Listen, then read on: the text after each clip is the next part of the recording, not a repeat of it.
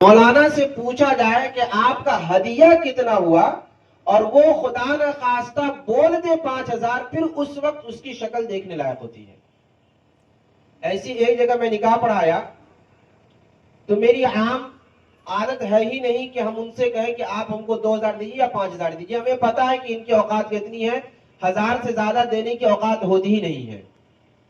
اور وہ الگ بات ہے کہ کوئی اگر دل کھول اب کے بیٹھا ہو تو 1,500 پکڑا دے گا، ورنہ 1,000 اس سے وہ 500 جیب سے نکالے گا، آپ کہیں گے تھوڑا اور تو 1,000 کر کے رکھ لیجئے نا، کہاں لکھا ہوا کہ نکاح کا پیسہ لینا ہے۔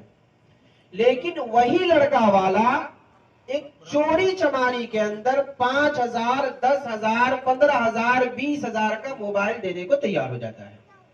آپ چوری کا سمجھ گئے ہوں گے کیا ہے؟ یعنی جو اسلام کی اصل روح ہے، اس روح کے اندر پیسہ نکالنے میں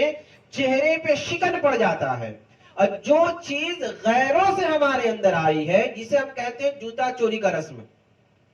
جس کو ایک دم ضروری بنا دیا گیا ہے، یا پھر یہ کہ ایسے ہی ہاتھ دھلانے کا رسم جس کو ضروری بنا دیا گیا ہے۔ ایک جگہ دیکھا کہ ہاتھ دھلانے میں دیا 2,000 روپیہ اور نکاح پڑھانے میں دیا 1,000 روپیہ، وہ بھی دل کو چھوٹا کر کے۔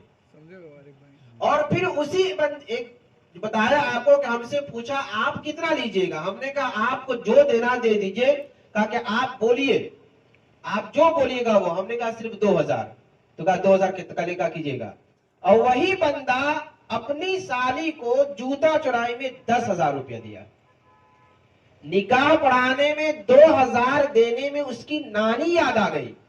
یعنی اس کا تیور بدل گیا۔ پہلے تو کہہ رہا تھا کہ آپ جو بولیے، جب ہم نے عرض کیا تو وہ بات سے پھر کہ ہم نے کہا کہ ہمیں پتا تھا کہ آپ لاکھ پیسے والے ہوں گے، لیکن مولانا کو دینے کی آپ کی طاقت نہیں ہے، بلکہ آپ کا پیسہ حرام جگہ میں خرچ ہوگا، تو مولانا کو جس خوشی سے دینا چاہیے وہاں پر ماتھے پہ شکن آ گیا۔ حالانکہ اگر اس کے گھر میں اولاد ہوگی تو اس اولاد کا نام رکھنے والے مولانا ہوں گے، اور جس نے اس کی زندگی کو جوڑ دیا، جس نے